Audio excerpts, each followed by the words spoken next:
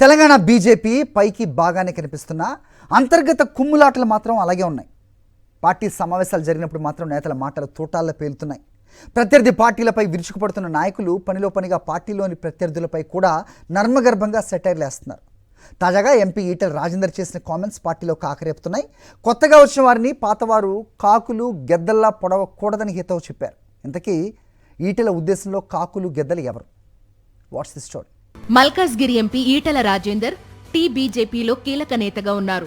Party సమావేశాల్లో ఆయన ఏం మాట్లాడినా హాట్ టాపిక్ గా మారుతోంది. తాజాగా జరిగిన మున్సిపల్ ఎన్నికల సన్నాహక సమావేశంలో సొంత పార్టీ నేతలకే చురకలు అందించారు.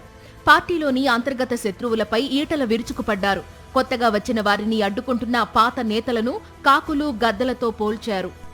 వచ్చిన వాళ్ళు గనక సీనియర్లు అయి ఉండి కొంత అనుభవం కలిగి ఉంటే నువ్వు పిలుచుకుంటే వాళ్ళకి గౌరవం నీకు గౌరవం ఉండే ఆస్కారం ఉంటుంది తప్ప నువ్వు వాళ్ళని దేకపోతే వాళ్ళు గట్టిగా పోతారు కదా తప్ప ఎందుకుంటారు చెప్పండి.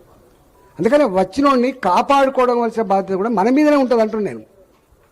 వచ్చిన వాళ్ళను అక్కడ చేర్చుకొని కాపాడుకునే బాధ్యత మన మీద ఉంటుంది తప్ప మనమే కాకులు గద్దలుగా పొడిచామనుకోండి తాళలేక అబ్బో వద్దురు వెళ్ళిపోతాడు.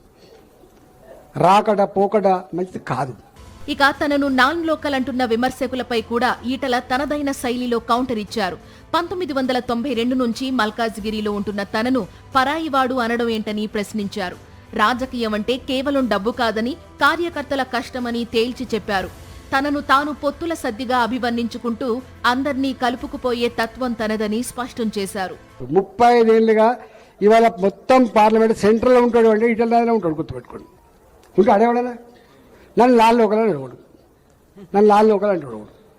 నాలుగు అవుతాను నేను ఎక్కడ 1992 ఎక్కడి 35 ఏళ్ళ క్రితం ఉన్నాడు ఇక్కడ నన్ను నాలుగు అంటాడు. అంటే ఇక్కడ ఇష్యూ ఏంటంటే అంటే చిన్న వాటి మీద ఇట్లాంటివన్నీ పెట్టి వాడి సొంత ప్రయోజనం కోసం నెరవేర్చుకుంటూ ఉంటాడు. వాళ్ళ ఒలలో పడద్దు మనం.